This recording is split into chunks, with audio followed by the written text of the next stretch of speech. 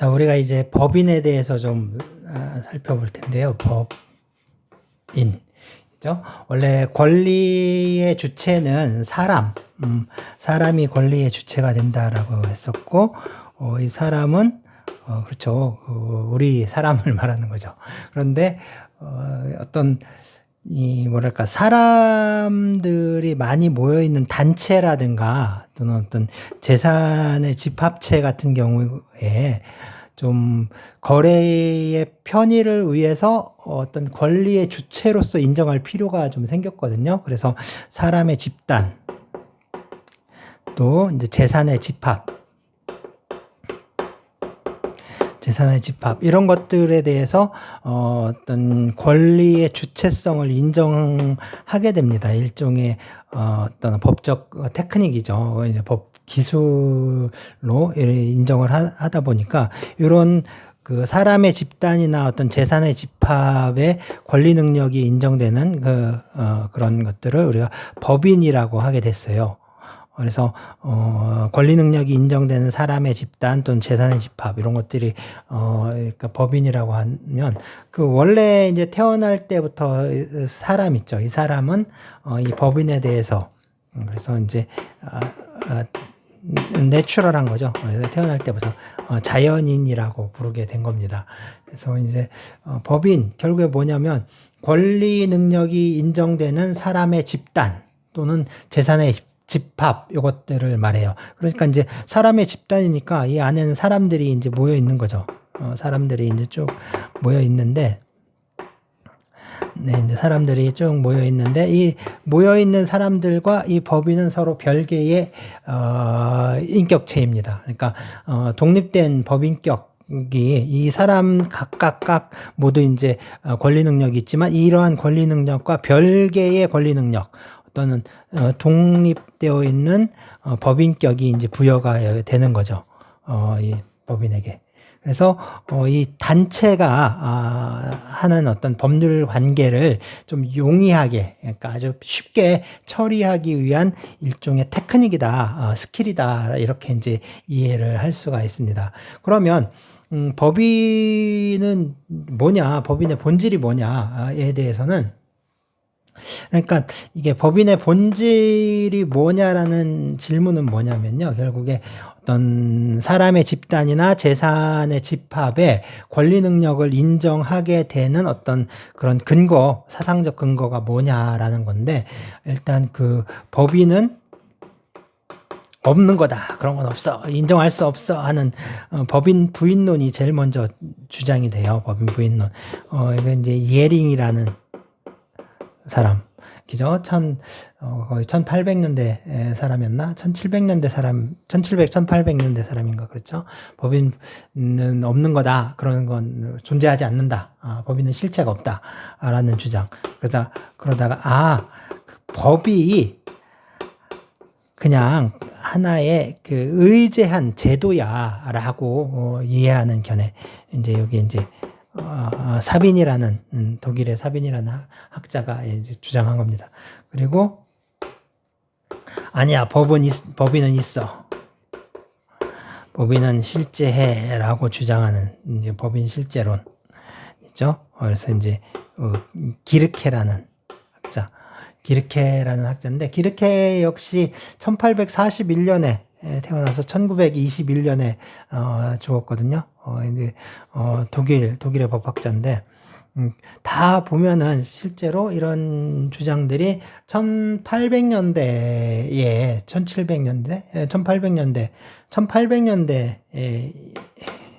1800년대의 논의들이에요. 1800년대의 논의들. 그러니까 현재에 왔을 때 과연 우리가 큰 대형 그 회사들 그죠? 그때 기업 집단 이런 것들의 어떤 실체를 부인할 수는 없습니다. 그래서 어떤 법인은 어떤 실질적으로 있는 것으로 이해할 수밖에 없겠죠. 이 법인은 권리 능력이 인정된다라고 했는데 법에 의해서 권리 능력이 인정되는 그런 단체, 사람의 집단 또는 이제 재산의 집합이라고 했는데. 이 권리 능력이 인정된다라고 하더라도 권리 능력이 사람처럼 이제 포괄적으로 인정되는 건 아니고 상당히 제한된 범위 내에서 인정이 됩니다. 그래서 이제 권리 능력이 제한이 되게 되는데 이거는 법인의 성질상 어떤 권리 능력이 제한되는 경우들이 있어요. 그래서 이 자연인임을, 그러니까 사람, 어떤 생명체로서의 임을 전제로 한, 사람의 속성을 전제로 한 그런 권리들은 법인이 누릴 수가 없습니다. 예컨대 뭐 생명권, 어떤 신체, 자유, 이런 것, 정조, 이런 것들은 법인은 누릴 수가 없죠. 그렇지만, 뭐 명예라든가 성명권, 이런 것들은 법인도 이제 주체가 될 수가 있습니다. 상속권, 당연히 상속권 인정이 안 되죠. 가족 관계를 전제로 한 거니까. 그렇지만 이제 어떤 유증이라든가 이런 것들을 통해서 상속과 같은 효과는 얻을 수 있는데요. 어쨌든 상속권 이런 건 인정되기 어렵죠. 두 번째, 이게 이제 첫 번째라면 두 번째 제한이 되는 건 법률상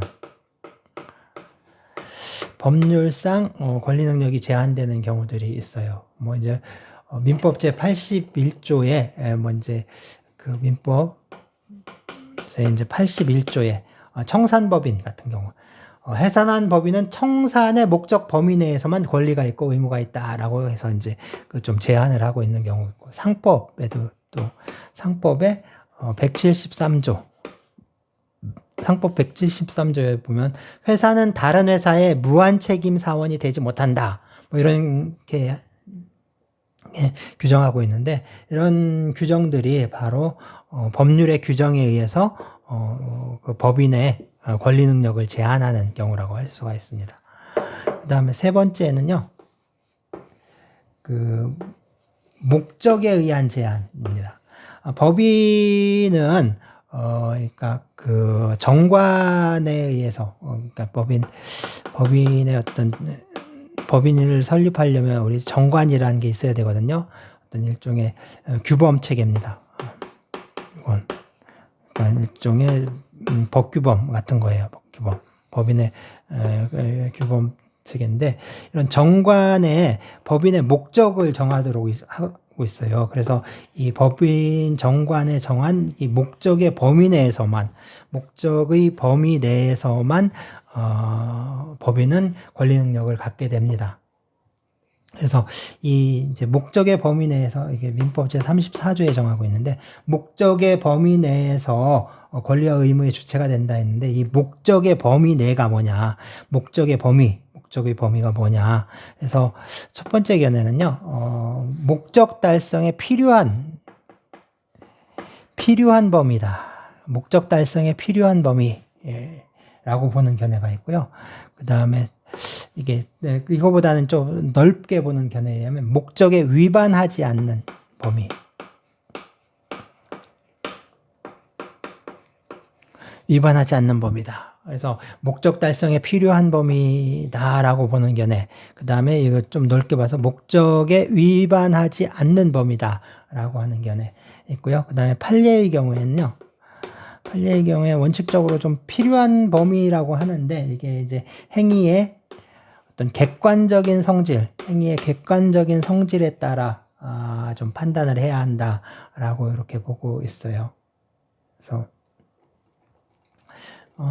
그래서 그 목적 범위 내의 행위, 이거는 뭐냐면 그 정관에 명시한 목적 자체에 국한되는 건 아니고, 그 목적을 수행하는 데 있어 직접 간접으로 필요한 행위를 모두 포함하고, 목적 수행에 필요한지 여부는 행위자의 주관적 구체적 의사가 아닌 행위 자체의 객관적 성질에 따라 판단해야 한다. 뭐 이렇게 이제 판례가 판단하고 있어요. 그래서 행위의 객관적 성질에 따라서 이렇게 판단을 하는 것으로 그렇게 정하고 있습니다.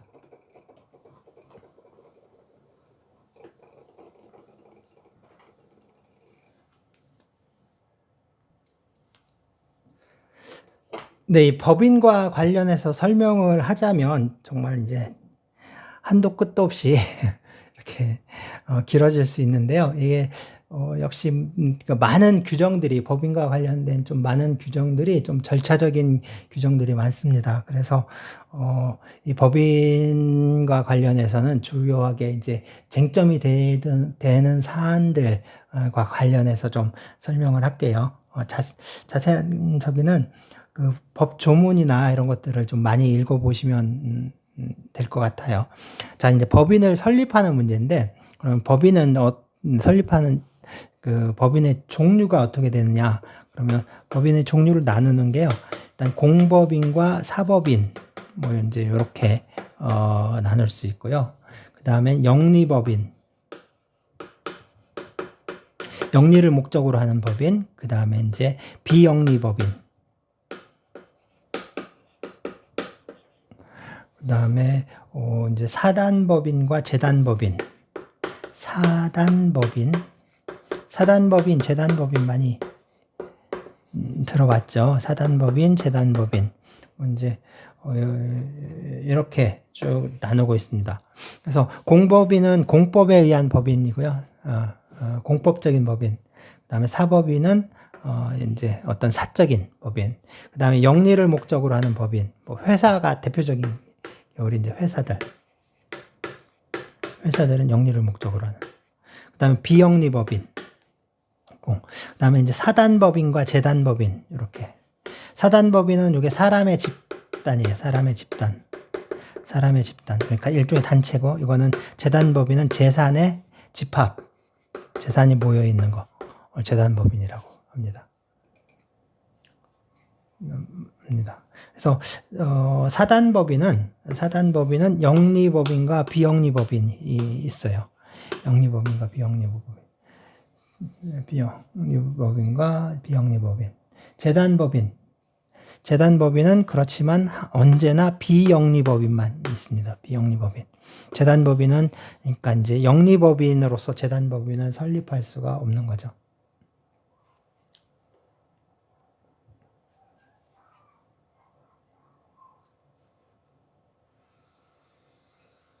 자, 그럼 법인 설립은 어떻게 하느냐? 법인 설립과 관련돼서는요, 여러 가지 방법이 정해져 있는데, 먼저 준칙주의가 있습니다. 준칙주의는 법률에 미리 이제 그 법인 설립 요건을 정해놔요. 법률에 정해놓고 그 요건에 충족하면 당연히 법인이 성립합니다. 영리법인들, 주로 이제 회사 같은 영리법인들, 상법상의 회사 이런 것들을 대부분 여기에 해당해요.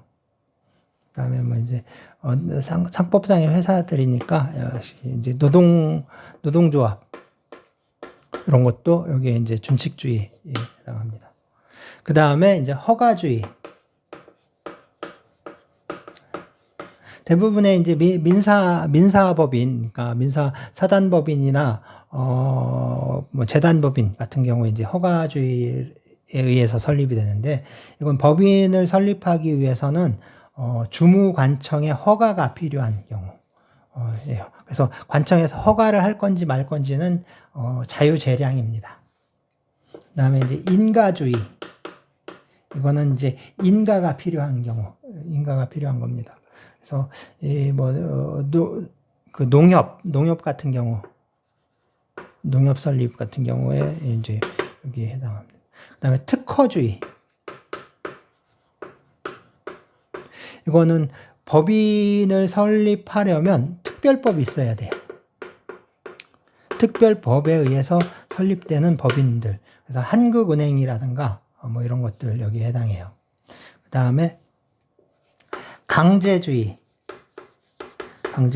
이건 국가가 강제적으로 법인 설립을 이제 강제하는, 국가의 강제에 의해서 법인이 설립되는 경우인데, 뭐 약사회라든가 한약사회, 의사회죠, 의협, 변호사회 뭐 이런 것들이 여기에 해당합니다. 그래서 이렇게 있는데, 대체로 우리가 이제 상법상의 회사라든가 영리법인의 경우엔 준칙주의가, 그리고 비영리 민사상의 비영리 사단법인 재단법인의 경우에 허가주의가 이렇게 적용이 됩니다.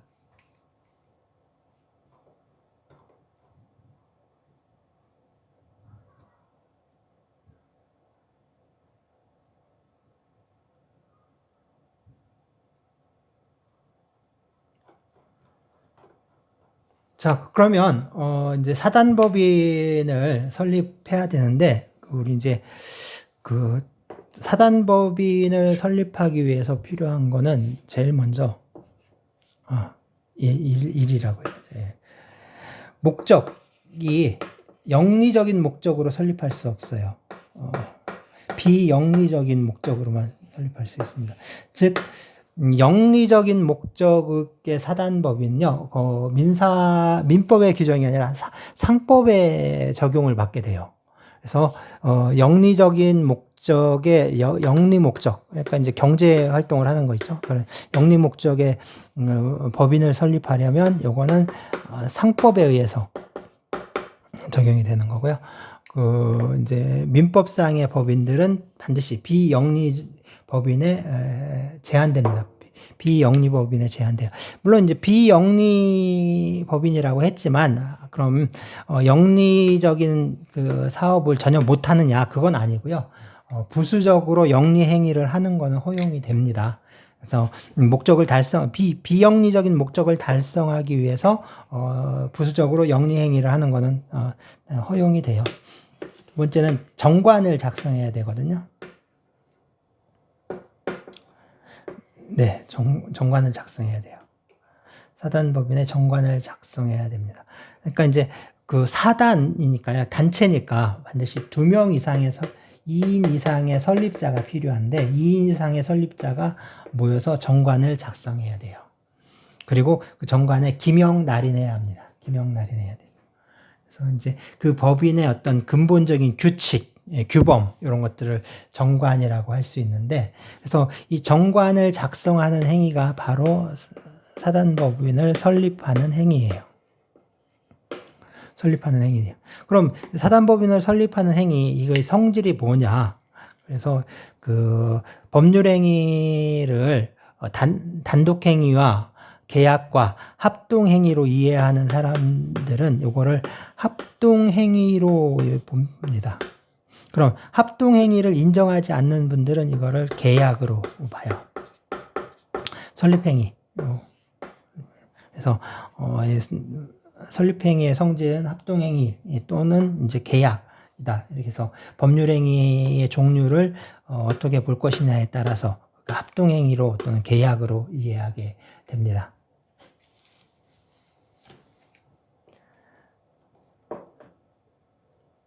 자, 이 정관에는 반드시 적어야 되는, 들어가야 되는 게 있는데요. 그걸 이제 필요적 기재사항이라고 하고요. 그 다음에 이 필요적 기재사항이 아닌 것들, 그 이외의 것을 임의적 기재사항이라고 합니다. 그래서 필요적 기재사항과 임의적 기재사항으로 이렇게 나누게 돼요. 그래서 필요적 기재사항으로는 뭐 이제 그 목적이라든가 명칭, 사무소 소재지, 자산에 관한 규정, 이사의 임면에 관한 규정, 사원 자격의 득실에 관한 규정, 존립식이나 해산 사유를 정한 때 그 시기 또는 사유, 뭐 이런 것들이 필요적 기재사항이고, 그 외의 것들은 임의적 기재사항입니다. 그리고 그럼 이 정관, 그렇게 이제 정한 정관의 성격은 이건 성문법이에요. 자치법규에 해당합니다. 자, 그리고 이제 보통 이제 허가주의를 취한다고 했잖아요. 그래서 주무관청의 허가, 관청의 허가를 받아야 돼요. 관청의 허가를 받고 주무관청의 허가를 받아야 되고, 그리고 마지막으로 법원에 설립 등기를 해야 돼요. 설립 등기를 해야 됩니다. 그래서 관청에서 허가를 할 거냐 말 거냐, 허가를 할 거냐 말 거냐는 요거는 관청의 자유재량입니다. 그래서 자유재량입니다. 이거는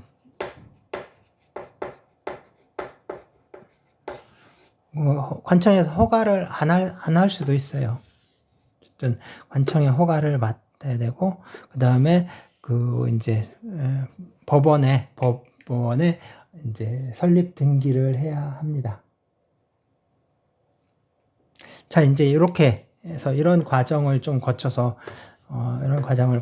이제 설립이 돼요.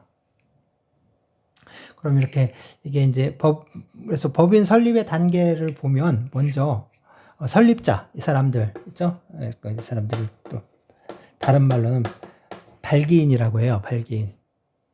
여기다 써야겠네. 발기인. 네, 발기인들이 이제 결합을 해서 모여서 그다음에 정관을 작성을 하고 이제 어떤 정관을 작성하고 그다음에 어떤 설립 요건을 좀 충족시키는 행위를 한 다음에 설립 등기를 하는 시기. 그래서 그죠? 이렇게 이제 발기인들이 모여서 하는 첫 번째 단계, 정관을 작성하고 설립 행위를 하는 단계, 마지막으로 설립 등기를 하는 단계. 이렇게 봅니다. 그러면 각각 성격이 이제 이 발기인들이 모여 있는 요 법률적 성격이 뭐가 되냐? 이거는 보통 이제 우리가 조합 계약으로 이해를 해요. 조합 계약. 그래서 이제 민법상의 어떤 조합 계약으로 인정을 하고 그다음에 이제 정관을 작성하고 설립 행위를 하는 이 단계는 보통 이제 아직 이제 권리 능력을 취득한 게 아니니까 이 경우엔 법인격이 없는 사단으로 그리고 설립 등기를 하면 그때서야 드디어 법인이 되는 것으로 이렇게 이해를 합니다. 그래서 아마 회사법이나 이런 데서 좀 많이 배웠을 텐데요. 그러니까 이 조합의 단계, 법인격 없는 사단의 단계, 그리고 법인의 단계로 이렇게 순차적으로 이렇게 진화하고 발전하는 단계를 거치게 됩니다. 그러면 이때 있죠. 이때 행위들 있잖아요. 설립 중인 법인의 어떤 권리라든가 또 의무라든가 이런 것들이 법인에게도 승계가 되느냐, 바로 이게 승계가 되느냐라는 게 문제가 되는데, 당연히 승계된다는 견해가 있고요. 당연히 승계된다는 견해, 당연히 승계된다라는 견해가 있고, 다른 견해는 일단 그 설립 중인 이 법인 설립 중에 있었던 이 여기에서의 행위는 법인의 행위가 된다. 그건 맞는데 어떤 권리를 그러니까 이때 권리를 법인이 취득하려면 어떤 권리 취득을 위한 요건, 효력 요건이라든가 대항 요건이라든가 이런 것들을 갖추어야 한다라는 견해가 있습니다. 그래서 당연히 이제 승계가 된다라고 보는 견해, 그게 아니라 권리를 취득하기 위해서는 어떤 그 권리 취득을 위한 요건들, 효력 요건이나 대항 요건을 갖춰야 한다라는 견해. 그래서 이 갖춰야 한다라는 견해가 바로 판례의 태도거든요. 판례는 이제 효력 요건이라든가 대항 요건 이런 것들을 갖추어야 한다라고 보고 있습니다.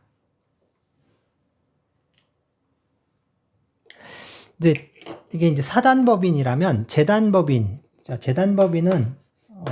이제 사람이 모이는 게 아니라 돈의 집합이에요. 돈이 모여 있는 거예요. 돈. 그래서 돈이 이렇게 모인 그거라고 할 수 있는데, 역시 뭐 이제 목적이 비영리적인 목적이라든가 주무관청의 허가, 설립 등기 뭐 이런 건 똑같아요. 똑같은데 이게 이제 문제는 뭐냐면 재산이 있어야 돼요. 그죠? 사단법인은 사람이 있어야 되잖아요. 이거는 재산이 있어요. 재산. 그래서 보통 보면 이 설립자가 재산을 법인 내에서 이제 법인을 설립하는 거예요.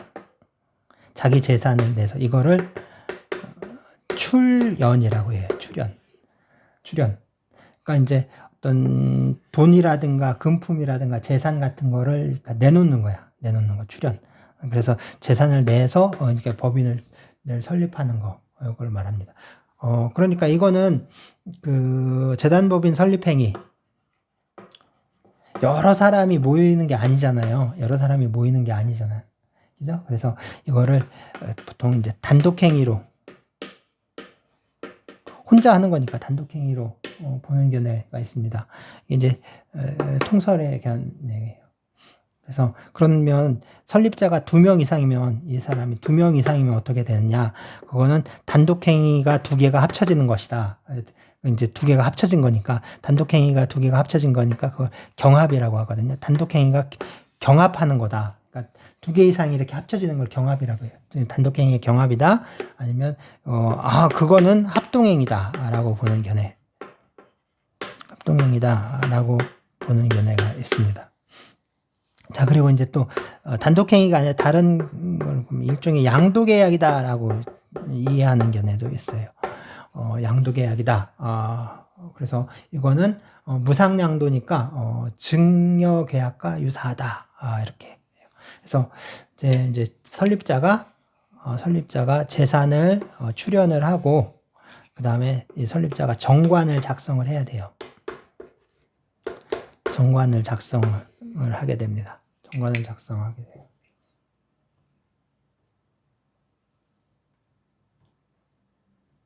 자, 이 재단법인에서 문제가 되는 건요. 그러면 이 설립자가 재산을 출연을 한다고 했는데,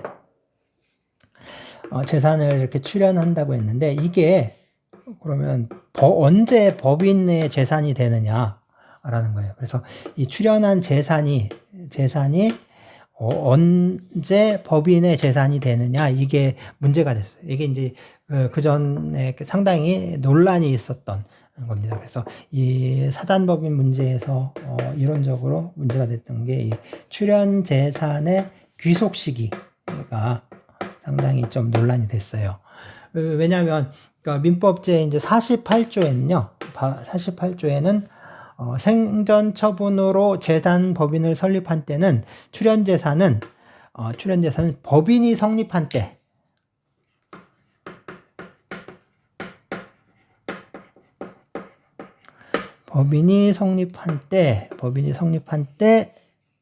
법인의 재산이 된다라고 했고요.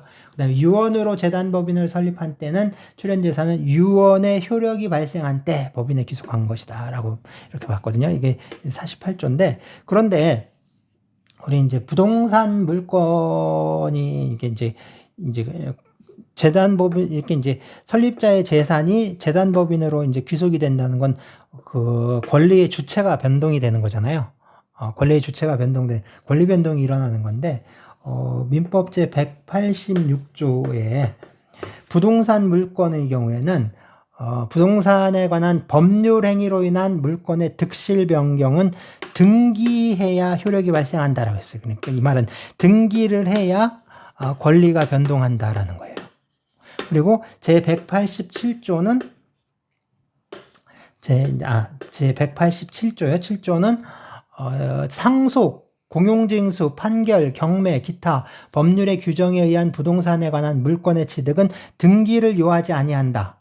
그러나 등기를 하지 아니하면 이를 처분하지 못한다라는 거예요. 그래서 법률 행위로 인한 물건 변동은 등기를 해야 되고, 이거는 이제 법률의 규정에 의한 그 물건 변동은 등기를 하지 않아도 이게 법률의 규정에 이제 충족하면 바로 이제 물건 변동이 일어난다라는 취지의 조문들이거든요.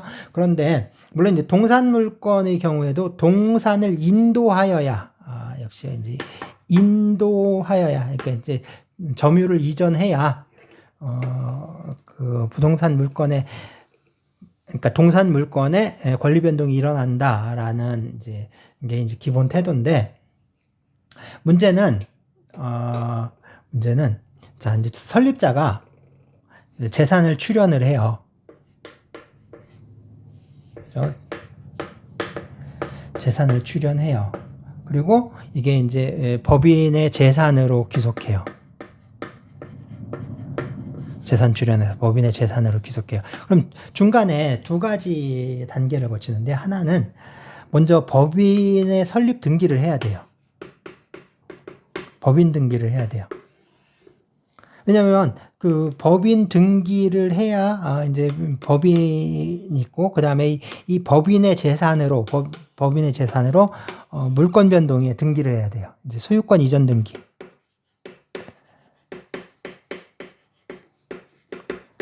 그래서 설립자에서 그죠? 설립자에서 이제 법인으로 이렇게 부동산 이전에 관한 등기를 해야 돼요. 그러니까 이제 이 이전 등기를 하려면 그 전에 이 법인이 등기가 되어야 돼. 그러니까 법인으로 설립이 되어야지 이게 이제 소유권 이전 등기를 할 수 있다라고 볼 수가 있는 거죠. 자, 그래서 이 민법 제 48조에 의하면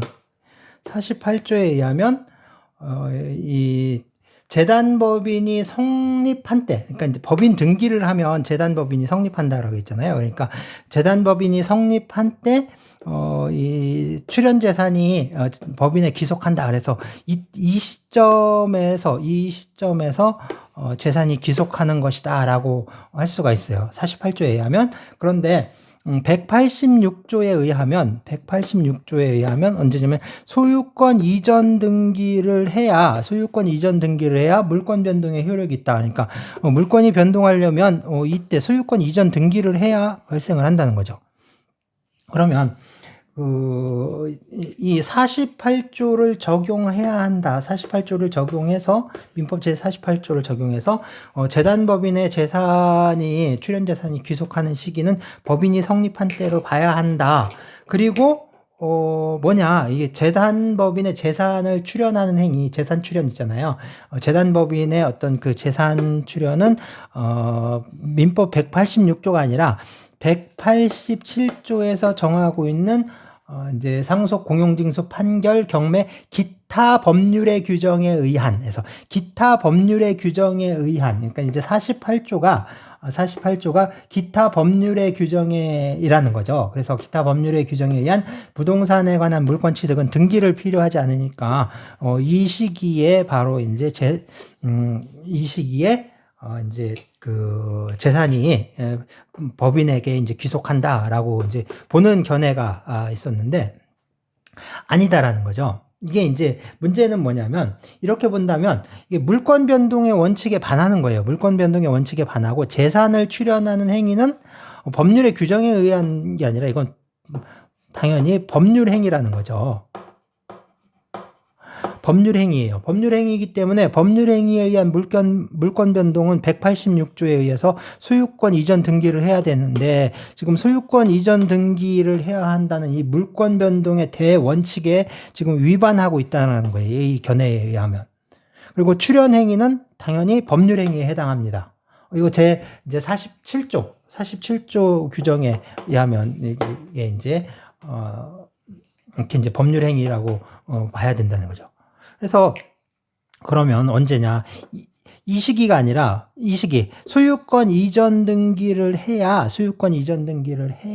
바로 재산이 법인 재산으로 귀속한다. 요 시기에 귀속한다라는 겁니다. 그러면 이게 이렇게 요 시기에 재산이 귀속이 되게 되면 보면 재단법인이 설립하고 소유권 이전 등기를 하는 요 시기, 요 기간 동안에는 재산이 없는 재단법인이 있다는 거죠.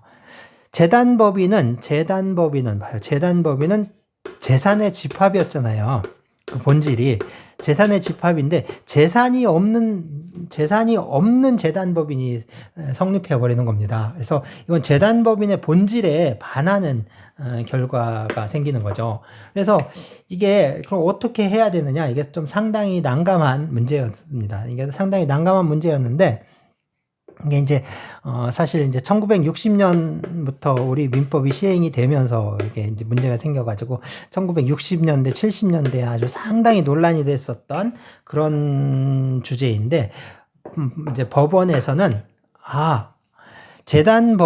법인의 그러니까 대내적 관계와 대외적 관계가 있는데 대내적인 재산 관계는 이때 그러니까 이제 출연자와 법인 사이의 관계에서는 이 시기에 이때 재단법인이 이 시기에 이제 법인 재산으로 귀속되는데 이게 이제 대외적인 법인과 제3자의 대외적인 관계에서는 이 시기에 요 시기에 이제 이제 법인의 재산으로 귀속하는 것으로 이렇게 본다라고 해서 정리를 했습니다. 그래서 판례가 대내적인 관계와 대외적인 관계, 이게 내적인 관계와 외적인 관계를 구분을 해서 그거를 좀 설명을 하게 됐는데요. 이렇게 이제 판례의 태도가 확실하게 정해지게 됩니다. 이제 어떻게 이걸 이해를 해야 되느냐 해서 판례의 태도가 가장 좀 합리적인 태도라고 할 수가 있는데, 이게 사실은 우리 이제 구민법과 이제 구민법의 태도와 이게 이제 새롭게 이제 우리 민법 현행 민법을 제정하면서 이 두 시스템 사이에 어떤 뭐랄까 차이점에서 오는 이제 일종의 그 서로 어긋나는 거라고 할 수가 있어요. 그래서 이거는 사실은 이제 구민법을 기초로 하는 규정이었고, 요거는 우리 이제 새로운 민법, 현행 민법은 이렇게 새로운 등기를 제도를 이렇게 그래서 이 두 개의 시스템이 서로 맞지 않아서 충돌해서 발생하는 문제이고, 이 문제는 결국에 이제 판례처럼 그렇게 해결할 수밖에 없는, 그래서 대내적인 관계와 대외적인 관계를 구분을 해서 이렇게 설명하는 게 어떻게 보면 가장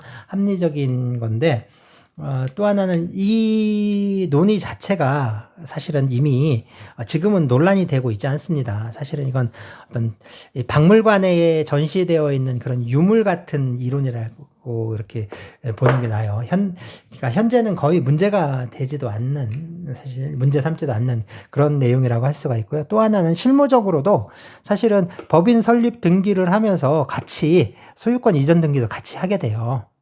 누가 두 개를 따로따로 하겠습니까? 아무리 이제 시간적으로는 이게 이제 먼저 법인 설립 등기 먼저 처리하고, 그 다음에 바로 거의 소유권 이전 등기 처리하고, 이런 식으로 해서 시간적 격차도 그렇게 크지 않아요. 그래서 크지 않습니다. 이게 누가 이제 비용이 2배로 들어가는데 등기를 2번 이렇게 따로따로 하게 되면 이제 뭐 법무사 비용이라든가 이런 것들이, 등기 비용이라든가 이게 거의 이제 2배가 넘게 들어가는데, 이거를 따로따로 하진 않죠. 그러니까 실무적으로는 같이 해요, 같이. 이거 법인 설립 등기 내면서 소유권 이전 등기 같이 내는 방향으로 해서 이렇게 처리를 하게 됩니다. 뭐 이제 이게 부동산 물건과 관련된 문제인데, 채권도 역시 이와 같은 태도를 해서 이제 같이 설명을 하면 되고요. 그 다음에 이제 문제가 되는 게 법인의 이제 불법행위 능력. 법인의 불법행위 능력. 그래서 이게 이제 민법 제 35조거든요. 35조 규정인데, 이게 좀 이제 문제가 됩니다. 그래서 법인의 불법행위 능력이라고 했는데, 사실 불법행위를 할 수 있는 그런 능력이냐 아니냐, 이 문제가 아니라 법인의 책임에 관한 거예요. 법인의 손해배상 책임과 관련된 문제라고 할 수가 있습니다.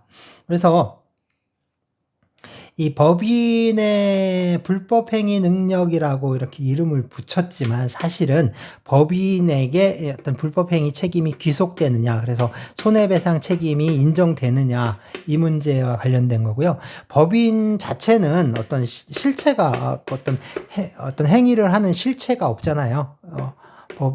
행위를 하는 실체가 없잖아요. 사실은 법인은 어떤 법인의 기관을 통해서 행위를 하게 됩니다. 법인의 기관을 통해서 행위를 하게 되는데, 그래서 이 기관의 행위에 대해서 법인이 책임을 지느냐, 이 문제를 다루는 거라고 할 수가 있어요. 그래서 이 법인의 대표 기관이 하는 불법행위에 대해서 이제 법인이 책임을 지는 그런 규정이다라고 할 수가 있습니다. 그래서 이 법인에게 이제 불법행위 책임을 묻기 위해서는요, 네, 법인의 책임을 묻기 위해서는 먼저 이제 대표기관의 행위여야 돼요. 대표기관. 법인의 대표기관으로는 뭐 이사, 대표이사 같은 뭐 이사, 또 대표자 있고요. 뭐 이제 이사, 직무대행자, 임시이사, 특별대리인, 청산인, 뭐 이런처럼 법인의 대표기관이 되는 이런 대표기관의 행위가 있어야 됩니다. 그래서 이제 대표권 없는 이사가 있는데, 대표권 없는 이사는 당연히 대표기관이 아니에요. 그 다음에 대표기관이 아닌 지배인, 임의대리인 역시 저기가 아닙니다. 그런 이제 대표 기관이 아닌 사람들의 행위에 대해서 법인에게 책임을 물을 수 없는데, 그래서 법인은 손해배상 책임을 지지 않는데, 다만 이제 민법 제 756조의 사용자 책임이 이 문제가 되는 경우들이 있어요. 사용자 책임 문제가. 그래서 다른 사람을 사용해서 자기 사무에 종사하게 한 사람, 그러니까 법인이 누군가 이제 A라는 사람을 사용해서 자기 사무에 종사하게 했는데, 이 사람이 이제 사무를 집행하다가 다른 사람에게 이제 손해를 끼치는 경우 있죠? 그러면 이 사람 법인은 얘의 이제 사용자예요. 사용자고, 이 사람은 이제 피용자잖아요, 피용자. 그래서 이 사람의 행위에 대해서 사용자로서 손해배상 책임을 지는 경우가 있습니다. 이걸 사용자 책임이라고 하는데요. 이것처럼 대표기관이 아닌 경우에 이렇게 사용자 책임을 지는 경우들이 이제 발생할 수 있습니다. 자, 그 다음에 이제 대표기관은 이 직무와 관련된 행위를 해야 돼요. 직무와 관련된 행위. 그래서 이게 실제 직무 행위냐 아니냐, 이게 문제가 되는데, 이제 실질적으로 직무 행위냐 아니면 이게 형식적으로 직무 행위냐, 이제 그래서 외부에서 봤을 때 이게 껍데기가 직무행위에 해당하면, 형식적으로 판단했을 때 직무행위에 해당하면 이거는 직무행위로 봅니다. 그래서 이걸 어떤 외적인 측면에서 판단한다. 그래서 외형이론 또는 외관이론 또는 외관주의 이렇게 부르거든요. 외관주의. 밖에서 이제 형식적으로 봤을 때. 그래서 어떤 형식적인 측면에서 그리고 이제 어떤 겉으로 드러난 행위로 봤을 때 대표기관의 어떤 직무 수행 행위다, 그러면은 이제 법인에게 이제 책임이 인정되는 거예요. 그럼 이게 이제 대표기관의 행위인데 대표권을 남용하는 행위. 그러니까 실질적으로는 이게 겉으로는 직무행위처럼 보이는데 실질적으로는 그거를 이제 넘어가는 그런 경우, 대표권을 남용하는 경우, 이런 경우에도 이제 겉으로 봤을 때 직무행위에 해당하면 역시 법인에게 책임을 물을 수 있습니다. 그 다음에 불법행위가 성립해야 돼요. 대표기관의 불법행위 성립해야 되는데, 이거는 750조입니다. 민법 제 750조에 불법행위 성립 요건을 충족해야 돼요. 그래서 고의 또는 과실로 인한 위법행위로 타인에게 손해를 가한 자는 그 손해를 배상할 책임이 있다라고 해요. 그래서 고의, 과실이 있어야 되고 또는 위법행위여야 되고, 그 다음에 행위와 손해 사이의 인과관계가 인정이 되어야 합니다. 그리고 어떤 책임 능력이라는, 우리 의사 능력 할 때 책임 능력에 대해서 잠깐, 의사 능력, 권리 능력, 의사 능력 할 때 책임 능력 얘기했는데, 이 책임 능력이 원래 이제 불법행위가 성립하려면 책임 능력이 있어야 돼요. 가해자의 책임 능력이 있어야 되는데, 이 대표기관에게도 책임 능력이 있어야 되느냐, 책임 능력이 필요하냐, 책임 능력을 물을 것이냐, 있어야 되느냐, 이건데, 당연히 책임 능력이 있어야 한다라는 견해. 이게 이제 통설에 당연히 있어야 된다. 그러니까 아니다. 대리인의 행위 능력에 관한 규정을 유추해서 책임 능력은 필요 없다라고 보는 견해가 있습니다. 자, 그렇다면 이런 요건이 갖춰지면 대표기관이 직무행위와 관련해서 불법행위를 하게 되면 법인에게 손해배상 책임이 발생해요. 법인은 손해배상 책임을 그렇다고 법인이 손해배상 책임을 부담한다라고 해서 대표기관에 실제 불법행위를 했잖아요. 이 사람의 손해배상 책임이 면제되느냐? 그건 아니에요. 대표기관의 책임이 면제되지는 게 아닙니다. 면제되지 않아요. 이 사람 면제되지 않아요. 둘은 서로 연대해서 손해를 배상해야 돼요. 만약에 법인이 손해를 전부 배상을 했다. 그러면은 법인은 이 대표기관에게 구상권을 행사할 수 있어요.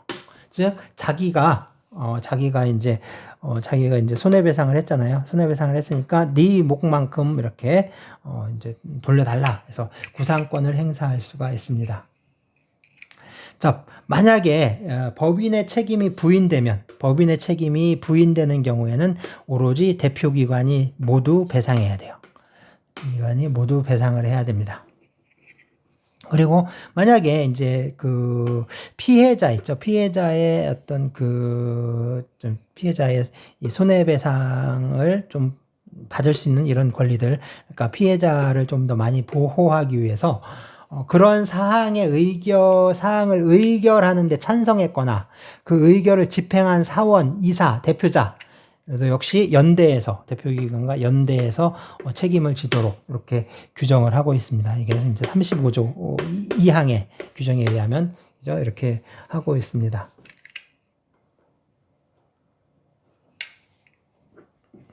자, 마지막으로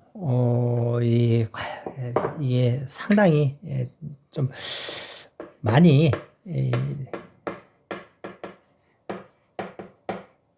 이제 문제가 되는 권리 능력 없는 사단 또는 재단이 실제로 크게 현실에서 많이 문제가 돼요. 권리 능력 없는 사단 재단. 그래서 이게 현실에서 많이 문제가 되니까 이게 판례도 엄청나게 축적이 되어 있어요.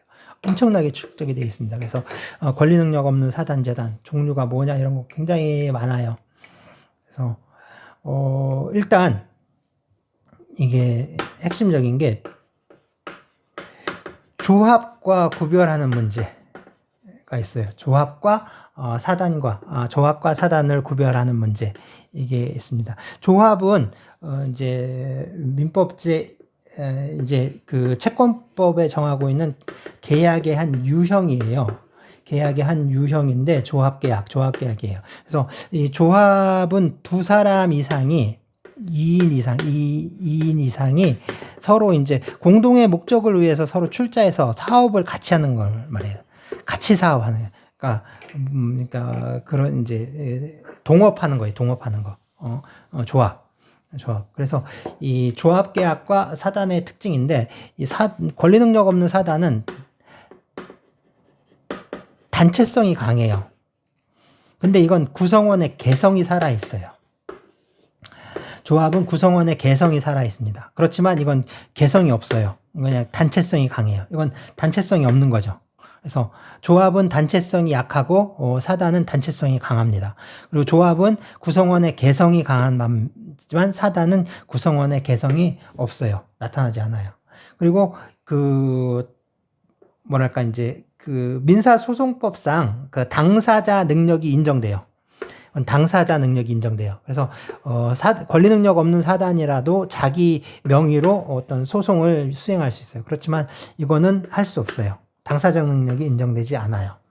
그 다음에 재산 관계 있죠. 재산을 소유하는 관계에서 조합은 합유라는 형태로 재산을 소유하고요. 사단은 총유의 형태로 재산을 소유하게 됩니다. 그래서 합유와 총유 이렇게 이제 좀 달라지게 돼요. 자, 권리 능력 없는 사단이 뭐가 있느냐 이거 상당히 많습니다. 그래서 종중이라든가 종중 유사단체라든가 교회 이제 동리 자연불악 사찰 이런 것들 다 이제 권리 능력 없는 사단에 해당하게 돼요. 그래서 이 권리 능력 없는 사단이라고 하면 역시 어떤 대표기관이 있어요. 대표자가 있어야 되고 그 다음에 의결기관으로서 총회라든가 이런 게 있어야 되고 그 다음에 규약 정관 있죠. 정관이라든가 규칙 이런 게 있어야 돼. 그러니까 그 법인에게 인정되는 것들이 모두 있지만 단지 이 설립 등기만 하지 않은 경우를 말해요. 설립 등기만 하지 않은 경우를 말합니다. 그래서 거의 법인의 실체적인 사단법인의 실체적인 요건을 갖추고 있기 때문에 민사상 사단법인에 관한 규정이 여기에도 유추 적용돼요. 또는 이제 준용된다라고 하는데 준용돼요. 그래서 뭐 이제 굉장히 많은 규정들이 이제 적용이 될 수 있는데, 다만 법인에게 적용되는데 법인의 어떤 형식적인 요건, 즉 등기를 전제로 해서 인정되는 그 규정들 있잖아요. 법인에 관한 등기를 전제로 해서 인정되는 규정, 이거는 적용할 수가 없는 거죠. 이거는 권리 능력 없는 사단에 적용할 수가 없습니다.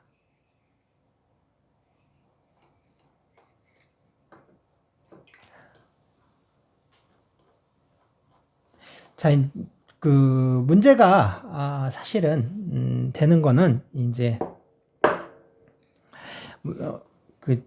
일단 소송상 당사자 능력, 그 다음에 어떤 그 부동산 등기, 그러니까 소송법이나 절차법상의 능력들은 인정이 돼요. 그래서 자기 명의로 권리 능력 없는 사단, 권리 능력이 없더라도 자기 명의로 소송을 수행할 수 있고요. 어떤 부동산 등기를 할 수가 있고 거래를 할 수가 있고 그렇습니다. 이렇게 이제 다 할 수가 있어요. 당사자 능력이 인정이 돼요. 즉 어떤 그 권리 능력 없는 사단으로서의 실체를, 그러니까 단체로서의 실체를 갖추었다면 모든 것들이 인정이 됩니다. 그리고 이제 재산 관계인데, 이제 재산 관계의 경우에 이 여러 사람이 재산을 함께 소유하는 공동 소유의 형태에는 그 뭐가 있냐면 공유, 그 다음에 합유, 총유의 형태가 있어요. 공유, 합유, 총유의 형태가 있어요. 공유는 그러니까 우연하게 그러니까 이제 우연한 결합에 의해서 재산을 공동으로 소유하게 되는 경우를 말합니다. 합유는 요거는 이제 조합처럼 어떤 공동의 목적을 갖고 공동의 사업을 할 때 그 재산을 소유하는 형태. 총유는 이제 어떤 사단, 권리 능력 없는 사단이에요. 권리 능력 없는 사단이 이제 사원들이, 권리 능력 없는 사단의 사원들이 재산을 소유하는 형태가 총유예요. 그러면 공동의 목적, 공유 없어도 돼요. 이거는 사업을 같이 해야 되니까 있어야겠죠. 당연히 필요한 거죠. 그러니까 어떤 사단을 성립하기 위해서. 그 다음에 이게 단체여야 하느냐, 단체 아니어도 상관없습니다. 단체 아니어도 돼. 이거는 좀 맞는데 좀 약해요. 단체성은 좀 약해. 이건 근데 단체성 있고 상당히 단체성 강해요. 아주 강한 거예요. 그러면 이제 지분, 두 사람 이상이 모이는 거는 서로 재산에 대해서 지분권이 있느냐? 이거 당연히 지분권 있어요. 자유롭게 처분할 수 있어요. 그러니까 공유 재산에서 내가 이렇게 이제 공유 재산이 이렇게 있는데 이거를 내가 A란 B야. 그럼 서로 이렇게 지분으로 나눠 가죠. 그럼 A는 이거 그냥 처분하고 빠져버릴 수 있어요. 이거 C한테 팔고. 뭐 B가 뭐라고 못 해요. 그러니까 요것만 자기 공유 지분만 딱 팔고 빠져도 돼. 상관없어. 처분할 수 있어요. 자, 요거 지분 있어요. 인정돼요. 지분 있어요. 처분은 할 수 있는 좀 제한이 돼요. 처분은 하기는 좀 제한돼. 그러니까 이제 상대방의 뭐 동의라든가 이런 게 있어야 돼. 처분하려면. 인정되지 않아요. 총유에서는 지분권 이런 거 없어요. 굉장히 단체성이 강하기 때문에 이거 전체를 이제 사원들이 같이 갖고 있는 거야. 그래서 지분권이라는 건 인정되지 않아. 그럼 쪼갤 수 있느냐? 분할 청구할 수 있느냐? 이게 당연히 언제든지 우리 쪼개 갖자. 예. 이거 인정되지 않아요. 쪼개갔자 함부로. 왜 공동의 사업을 목적으로 하고 있잖아요. 그러니까 안 돼. 이것도 안 돼요. 이것도 안 돼요. 이것도 안 돼. 이게 이제 그 어떤 소유 관계, 물건의 소유 관계에서 이렇게 있다면, 이게 이제 그 물건이 아니라 다른 재산 있잖아요. 재산의 관계를 이제 준 공동 소유라고 하는데, 준 공동 소유에도 똑같이 적용돼요. 그래서 이 권리 능력 없는 사단이 재산을 소유하는 형태는 총유의 형태를 취하게 됩니다. 이거 상당히 좀 중요한 부분이에요. 상당히 좀 중요한 부분입니다. 자, 그렇다면 법인은 어떨까? 법인은 어떤 식으로 재산을 소유할까요? 법인은 자기가 자기 앞으로 단독 소유합니다. 왜? 법인은 권리 능력이 있어요. 권리 능력이 있기 때문에 재산을 독립해서 직접 자기가 소유해요. 이거 단독 소유예요, 법인. 자, 뭐 권리 능력 없는 재단 있는데, 권리 능력 없는 재단도 뭐 이제 여러 가지들이 있습니다. 여러 가지들이 있는데, 우리가 좀 주의해야 되는 게, 뭐 유경회, 유치원, 종교재단 이런 것들이 주로 이제 권리 능력 없는 재단이 되는 경우들이 많아요. 그런데 학교가 많이 문제가 됐어요. 근데 학교는 재단이나 법인이 아니에요. 학교는 어떤 국가, 이제 또는 그 지방자치단체, 공공단체, 지방자치단체, 그 다음에 어떤 학교 법인, 사립학교 법인, 뭐 국립대학 법인, 이렇게 해서 있어요. 법인이 운영하는 교육시설이에요. 교육시설에 불과해요. 시설. 자, 우리 학교는 어떤 그 법인이라든가 또는 어떤 재단이나 권리 능력 없는 사단, 재단 이런 것들이 아니라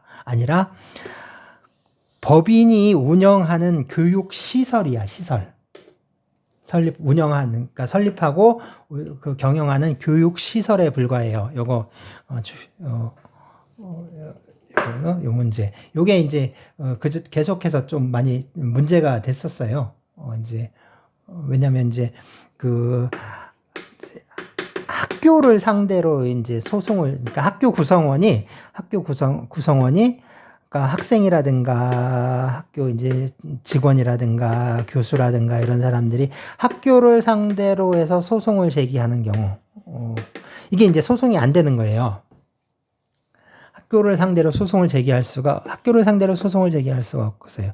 이거는 학교를 운영하는 재단을 상대로. 왜냐면 이 재단이 바로 학교 법인이 실제로 이게 이제 권리 능력이 있는 거기 때문에, 법인이기 때문에 학교 법인을 상대로 이제 소송을 제기해야 되죠. 그래서 이런 것들이 좀 많이 문제가 되었습니다. 그 다음에 그러면 권리 능력 없는 재단은 그러면 재산의 집합인데, 권리 능력 없는 재단은 어떻게 재산을 취득하느냐, 뭐 이제 이런 게 또 이제 그 권리 능력 없는 재단에 속하는 게 뭐냐. 그래서 뭐 한정 승인을 한 상속 재산이라든가 상속인이 없는 상속 재산이라든가 뭐 재단 저당에 목적되는 재산, 파산 재단 이런 것들이 권리 능력 없는 재단 아니냐. 해서 그걸 권리 능력 없는 재단이다 이렇게 보는 견해가 있고, 이게 이제 좀 다수설의 태도예요. 그 다음에 아니다, 그건 그냥 권리의 한 객체에 불과하다, 권리의 대상에 불과하다 이렇게 보는 견해도 있고 그렇습니다. 그런데 특히 이제 그렇다면 이제 이 재단에 어떻게 귀속이 될 건가, 뭐 이런 거 있잖아요. 그래서 당연히 이 재산도 권리 능력 없는 재단에 귀속이 된다라는 태도. 이게 이제 좀 다수설도 그렇고 판례도 이렇게 보고 있어요. 재단에 그냥 권리 능력 없는 재단이라도 재산이 귀속되는 걸로. 근데 이게 뭐 부동산 등기법이라든가 아니면 민사소송법상의 어떤 당사자 능력이라든가 이런 것, 어떤 등기 능력, 등기 주체로서 인정이 되기 때문에 사실 이렇게 이제 이해할 수밖에 없는데, 이제 현실적으로 이런 식으로 좀 이해할 수가 있는 거죠. 그렇지만, 권리 능력이 없는 재단에